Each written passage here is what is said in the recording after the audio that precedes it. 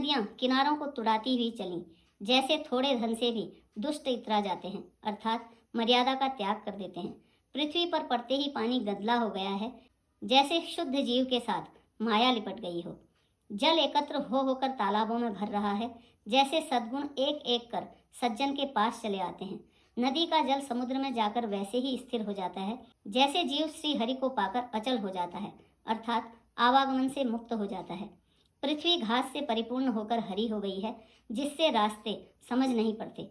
जैसे पाखंड मत के प्रचार से सद्ग्रंथ गुप्त और लुप्त हो जाते हैं।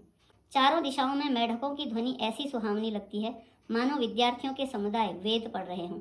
अनेकों वृक्षों में नए पत्ते आ गए हैं, जिससे वे ऐसे हरे भरे एवं सुशोभित हो गए हैं, जैसे साधक का मन विवेक अर्थात ज्ञान प्राप्त होने पर हो जाता है। मदार और जवासा बिना पत्ते के हो गए, जैसे श्रेष्ठ राज्य में दुष्टों का उद्यम जाता रहा। धूल कहीं खो जाने पर भी नहीं मिलती, जैसे क्रोध धर्म को दूर कर देता है।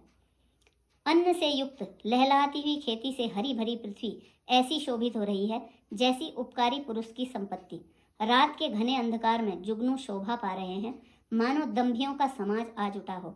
भारी वर्षा से खेतों की क्यारियां फूट चली हैं, जैसे स्वतंत्र होने से स्त्रियां बिगड़ जाती हैं।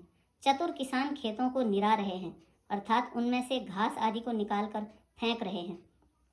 जैसे विद्वान लोग मोह मद और मान का त्याग कर देते हैं। चक्रवाक पक्षी दिखाई नहीं दे रहे हैं, जैसे कलयुग को पाकर धर्म भाग जाते हैं। ऊसर में वर्षा होती है, पर वहाँ घास तक नहीं उगती, जैसे हरि भक्त के हृदय में काम उत्पन्न नहीं होता। पृथ्वी अनेक तरह के जीवों से भरी हुई उसी तरह शोभायमान है, जैसे सुराज्य पाकर प्रजा की वृद्धि होती है। जहाँ जहाँ अनेक पथिक थक कर ठहरे हुए हैं, जैसे ज्ञान उत्पन्न होने पर इंद्रियां शिथिल होकर विषयों की ओर जाना छोड़ देती हैं। कभी कभी वायु बड़े जोर से चलने लगती है, जिससे बादल जहाँ तहाँ गायब हो जाते हैं।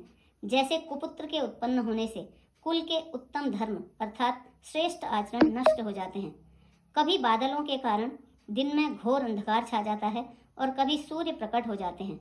जैसे कुसंग पाकर ज्ञान नष्ट हो जाता है और सुसंग पाकर उत्पन्न हो जाता है। हे लक्ष्मण, देखो वर्षा बीत गई और परम सुंदर शरद ऋतु आ गई। फूले हुए कास से सारी पृथ्वी छा गई, मानो वर्षा ऋतु ने कास रूपी सफेद बालों के रूप में अपना बुढ़ापा प्रकट किया है।